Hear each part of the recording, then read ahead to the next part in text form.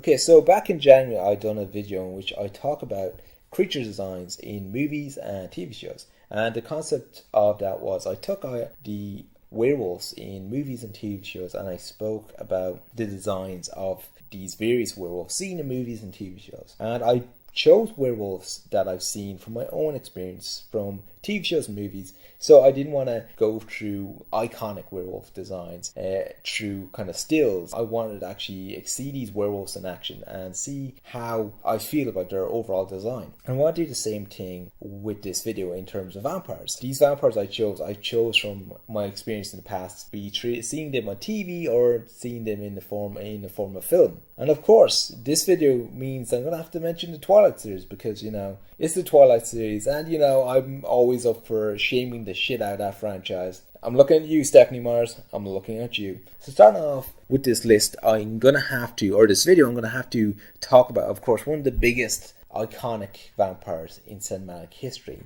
And of course that was Nosferatu in 1922, and the vampire of course was Count Orlok. And of course this vampire movie was heavily inspired by the Bram Stoker's Dracula, and I'm pretty sure they changed quite a few things to avoid copyright, and that's why the vampire looks so different to what Dracula looks like in the books. And of course this vampire had kind of pointy ears and kind of had a claw-like hands and a pale reflection, and that was the look for Count Orlok in Nosferatu, and it was a great look, and for 1922 very, very effective look. Also really intimidating, and I think that's mainly because the actor Max Schreck was so good at playing this character. I will say though, he had this really kind of stiff kind of body language about him. He almost had these kind of Frankenstein's monster kind of shoulders about him. I mean, he's the one vampire I know that badly needs a shoulder massage. Got a lot of tension in the shoulders. I mean, being a vampire must be a tricky job back then. But anyway, 1922, Nosferatu, great look to a vampire and a great way to start off this video. Okay, so I'm going to move on from that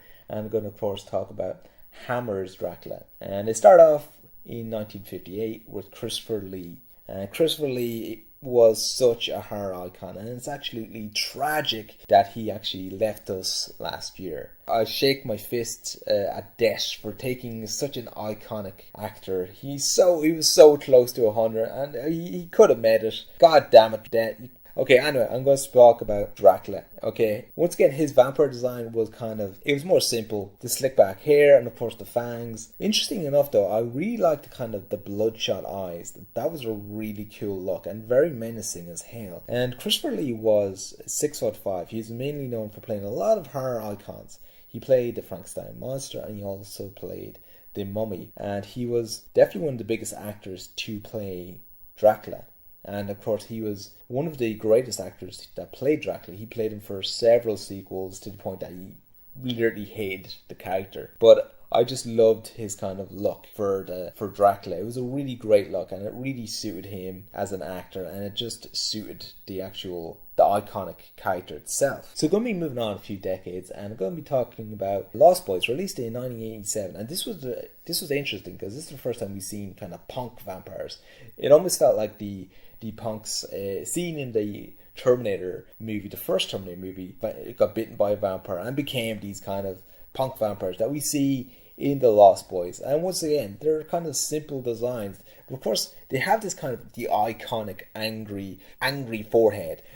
That's why I like to call it the angry forehead, which we've seen in quite a few other vampire TV shows and films. We've seen the angry forehead commonly in the Buffy franchise. It's a very simple kind of the design, but it's kind of really intimidating and really intense. The Lost Boy vampires, they had the contact lenses and of course the traditional fangs. But it was a really cool look for vampires, and this movie really kind of rekindled the vampire genre for the 80s. And it's hard to believe that Joel Schumacher actually directed this movie, the guy who kind of butchered the hell out of the Batman movies in the 90s. But hey, some bad directors can make great movies. We're going to be moving on again, and the jump I'm moving on to is in 1992 with Bram Stoker's Dracula. directed by Francis Ford Coppola. Now, this film has some of the weirdest casting of all time. I mean, it had a really over-the-top Anthony Hopkins with this really weird and really over-the-top Romanian accent. And of course, it had Keanu Reeves playing an English gentleman. And that really didn't work out either. That's why a lot of people really hate this film. But it has a great look to the film, and it's got a great design to the film, and it's got some amazing practical effects. And of course, Gary Oldman plays the Dracula in the movie. And this was kind of cool because you do see the shape-shifting version of Dracula, which you don't commonly see in a lot of other Dracula adaptations. They kind of miss that aspect. In the very opening of the film, you see this kind of the old man Dracula, and it's funny seeing him like that because he kind of looks like this crazy old Catwoman. And I feel like there's one scene where he's literally throwing cats at Keanu Reeves' heads. I think this was a lead scene that we didn't get. It's like, one cat, two cat, three cats. Sadly, it was the lead scene that should have been in the movie. I'm joking, guys. But it was a really cool look, and it was faithful to the book as well. Halfway through the film, he pulls a Benjamin Button. Before it was cool, before David Fincher made Benjamin Button cool. And he kind of became the most pimpest looking Dracula ever seen. He has the kind of the long hair, he's got the goatee. A really cool look for Dracula. He looks pimp as hell. But I gotta say the best look that they had for Dracula in this movie was his final form, his crew form, and that was kind of his bat form. And this was cool. It was such a cool design. It actually reminded me of the Man-Bat seen in the Batman franchise, as in kind of these really big bat-like ears, the red eyes, and of course the nostril of a bat. And it was really cool. And for 1992, this looked absolutely fantastic. They really made a great job with practical effects for the vampire in this movie. Okay, so moving on from Dracula, released in 1992, I'm going to have to mention From Dusk Till Dawn, released in 1985. And this film was going to be a very straightforward film. It was going to be very much a straightforward kind of criminal mastermind film. And then the second half of the film became a vampire film. And this was mainly due to budget. And thankfully, Robert Rodriguez had Tommy Salvini part of the cast list for the film, and he himself is a genius makeup artist, and he done the vampires for the film. And I actually love the vampires in this film. The concept of the vampires, they almost have this almost rodent, actually this rat-like appeal to them. They're very unhuman-like. They're like a pack of, rats. I love that look about them. The big ears, the exposed ribs. They had this great look about them, and it was really cool, and it was definitely a departure from all the other vampires that we've seen back in the day. Okay, so moving on from that, I want to talk about Interview with a Vampire, which was released in 1995, and this film featured vampires that looked very much like Tom Cruise and Brad Pitt. And of course they had the whole pale reflection, and of course they had the fangs. Very straightforward look. But towards the third act of the film, we see kind of an older version of Tom Cruise's vampire, and it was really interesting seeing this older version of a vampire. And he kind of had this almost zombie-like look to him. He kind of had this decaying skin and this kind of real, almost scabby-like skin about him. And it was really cool knowing that vampires can age due to their conditions if they don't feed enough.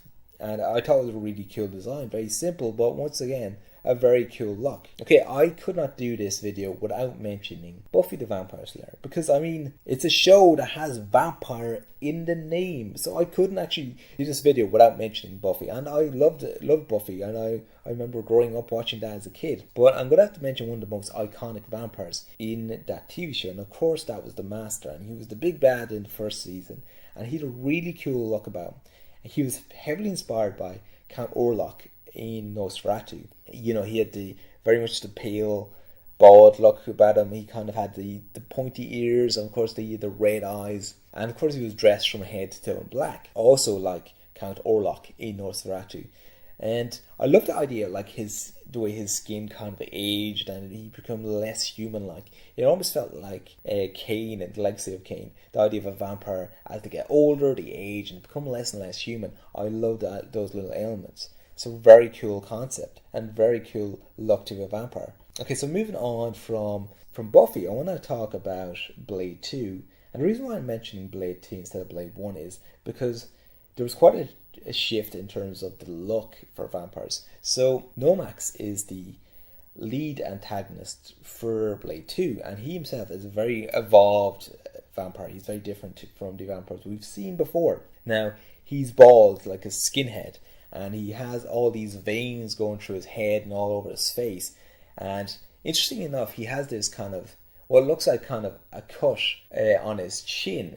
But interestingly enough, this is actually an opening for his jaw. Because unlike a lot of vampires, his jawline opens up like a sliding door. And it kind of opens out. And it's really interesting and really cool that this was a completely different look for what we've seen with vampires. And it was really cool and really terrifying to see that look for a vampire.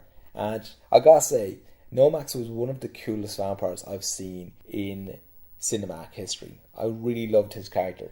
Moving on from that, I have to talk about 2004's Van Helsing. Now, not a great film at all, but they had some really interesting looks for a vampire. And one of the things I loved was the kind of the bat mode, or the bat form of the Dracula and his bride. I loved the idea of the kind of the pale reflection, the bigger ears, and of course the fangs. I really enjoyed the actual fangs of the vampires as well, because they're not traditional, especially when for Dracula's final form. Like, his fangs weren't just the two fangs, the two sharp fangs. His whole mouth was a mouth full of really sharp incisors, which was really cool. His final form was very much like a CG version of the bat form that we've seen in Bram Stoker's Dracula. And for some reason, it didn't bother me that much. I mean, I thought it looked like a cool look. And he kind of looked like bigger and more muscular than that practical version that we've seen in 1992. So this was one of the cases where I seen a CG vampire and I didn't completely hate it. Okay, so I'm going to talk about the Underworld series. And the Underworld series is kind of, it's hit and miss really. I don't love the series. The vampires in this feel like almost, they have this weird black letter thing. It almost feels like Bryan Singer done a vampire series. It has this constant black letter. I will admit, Kate Beckinsale looks amazing in black letter, and I will definitely admit that. But I must say, in Underworld Evolution, there is a great looking vampire in it, and his name is Marcus the Vampire, and he's played by Tony Curran, who funnily enough actually featured in Blade 2. And he played a vampire, and interesting enough, that character was named Priest. And funny enough as well, Priest is a kind of a sci-fi vampire film released in 2011, and it also featured, of course, vampires. And of course, they will also feature in this video. It goes full circle. Anyway, so I'm going to be talking about Marcus, the kind of the elder vampire that we see in Underworld Evolution, and I really loved his look. Very much the bat-like look about him. But also, what I love about him is his wings are just incredible. They looked just so intimidating looking, and it was just so great to see. Also, in the film, we see him using his wings as a weapon, which was really cool, I think. And I love the way, like, he got this almost webbed kind of webbing thing underneath his armpits, which is really cool when he's in bat form. A very cool look, and it was all done with practical effects. And Tony Curran really done a great job playing the role. Moving on from that, I want to talk about 30 Days of Night, and that was released in 2007, just a year after the last film, of course. And this was directed by David Slade. If I'm wrong, my apologies. Who went on to do the awful, don't ever go there ever, the Twilight franchise. He done the third film, I think. I could be wrong, and if I am wrong, I'm so glad I'm wrong, because that means that my memory of Twilight is slowly fading away. These vampires were so cool to look at. They kind of hunted in packs, and they had this kind of wild, crazy, wild look in their eyes. And mainly because it was just that those black kind of contact lenses in their eyes, which made them really intimidating. Just really intimidating. It almost made them look more animal-like and less human. Very simple, but very effective. And also, I loved their fangs. It wasn't the traditional fangs you see in other vampire movies. It was just a mouth full of sharp teeth, like almost like more like an animal-like creature. And I love the way they speak their own language as well. 30 Days of Night is one of the most underrated vampire films of all time. You should check it out, even just for the look of these vampires. Okay, moving on from that, I have to talk about I Am Legend. Now, I Am Legend was a great movie, but I gotta say, I was so disappointed by the vampires in this film. Because it was weird, because there was nothing that practical effects could have done. It was a very simple look. I mean, practical effects could have easily made these vampires look incredible, but instead they looked like these really weird video game characters. Like, they just looked awful. And even when you see them in action, they move kind of really sloppily on screen. They move in this kind of unbelievable mannerism, which also makes them less likable as well. I was actually really disappointed by these vampires, because if these vampires were done with practical effects, I Am Legend would have went down even more as a greater film. Instead, we had this really disappointing and distracting looking vampires. And once again, these vampires could have been done very, very easily with practical effects. Oh, and here we go again. So, 2008, I could be wrong, 2008 probably is. 2008, the year in vampires curled up in a corner and died. Yes, I'm talking about Stephenie Meyer's Twilight franchise. And I just say, I freaking hate these vampires with an absolute passion. The idea that they sparkle in the sunlight like a bunch of dancers for Lady Gaga. But seriously, this is some of the worst vampires ever on screen. Like, I think it's the Coen family. I don't know. They probably are the Coen family, or Edward Cullen, whatever. I mean, literally, they're a family of vampires, which they're literally the Smurf equivalent of vampires, because they're that annoying and that irritating. Like, seriously, guys, avoid this franchise like a plague, like a horrible, horrible plague. Because, like, I've only watched one movie, and that's all I need to watch to know that these vampires were truly, truly horrible. I'm going to move on. Goodbye, Twilight. Okay, so I'm going to move on from that horrible feeling that I still can't shiver off my body, to talk about The Daybreaker, which was released in 2009. And this was a really cool film, because more or less the whole population of the world is taken over by vampires, and there's very few humans left, and they're living at a point in which they're really running out of human blood. And there is a kind of a de-evolution phase to these vampires, in which they kind of devolve into these kind of almost these bat-like creatures, and they kind of lose their intelligence and become very wild-like. And I gotta say, their form is awesome, because they become more kind of fleshy, and their arms and hands become kind of like wing-like replacements, which was really cool. And I love the idea that they're kind of decaying and their flesh is decaying, and it's just great. They looked really cool, and I'm glad they actually went for this. A really cool look. Like, we've seen the idea of vampires kind of take on a bat-like form, but this looked kind of different. It looked new and it looked unique. It was really cool. And Daybreakers is a great vampire movie, definitely worth checking out. Okay, so I mentioned Priest, and Priest was released in 2011, and I really like the look of these vampires. Now, from this screenshot, you'll notice that the vampire in this, it kind of looks a bit like the Licker seen in the Resident Evil movies, and seen, of course, more popular in Resident Evil games. And I kind of love the idea that they don't have kind of eyes, and this is kind of, it symbolized the idea of, vampires, or vampire bats being able to see in the dark, and they don't really need eyes to see. That type of design, that's what they went for. And once again, it was a CGI vampire, but it just wasn't as distracting or as just over the top as the vampires that we seen in I Am Legend. These vampires actually look cool, and they actually fit really well. I kind of love the fangs that they have as well. Just they're not like a mouthful of fangs. It's kind of these 4 major and intimidating looking teeth. Really cool, and I really enjoyed that vampire look. I didn't really enjoy the film overall, but still, they had some great designs for the vampires.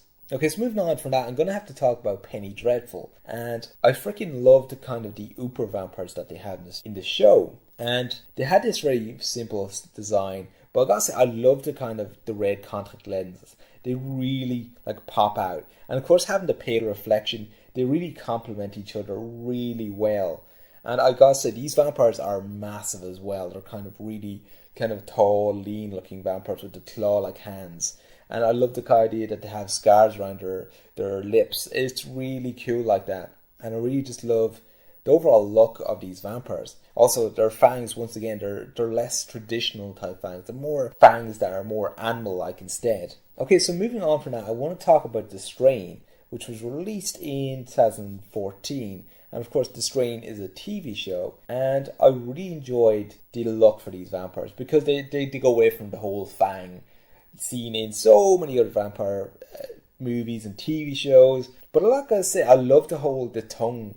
That it's almost a tongue tentacle that reaches out to the victims. It makes them a lot more intimidating, and it also gives them this kind of reach that other vampires don't have. But interesting enough, I love the idea that these vampires, they wither away, and I find it very interesting because their hair, they lose their hair, they lose their ears. Often cases in the vampires in this series, they often even lose their nose, and that's really interesting that they have this kind of evolution and this de-evolution at the same time. It's very cool, as in they evolve as vampires, but they de-evolve in terms of human features. Now in this series, it has kind of this master vampire, and this master vampire has had very mixed feelings. Some people think this master vampire looks the shit, he looks the coolest thing ever, and other people are like, he looks ridiculous, he looks like a muppet. He looks like a puppet or something that belongs in Sesame Street. He does not look great, but I think it's a really cool look. He has this really wide mouth, almost it looks like he has a Glasgow smile going on. But I gotta say, I love the idea that his nostril, his nose is exposed completely, and I love the idea he has a nose that is completely eroded. It gives you a sense that this vampire has been around for so long, and that his human sides have completely departed. And once again, the ears are great as well. Okay, so I'm going to mention the last vampire on this video, and this is from What We Do in the Shadows. And this was a great movie. It was a mockumentary released in 2014. And this film was great because it really respects vampire lore, and it really just plays into vampire lore. I love the idea. This film really does look into the idea of vampires that shapeshift and that are capable of doing all sorts of supernatural-like abilities. And one of the vampires is heavily inspired by Count Orlok. And that character is simply called Peter in What We Do in the Shadows. And he's just a great character. And they really made him look really creepy looking. And of course, this film is a mockumentary. It's a comedy, and a great comedy at that. Definitely check this out. But Peter's character looked terrifying, and even seeing him on screen, he moved in such a terrifying way. He almost floated across the screen, which was so funny to see.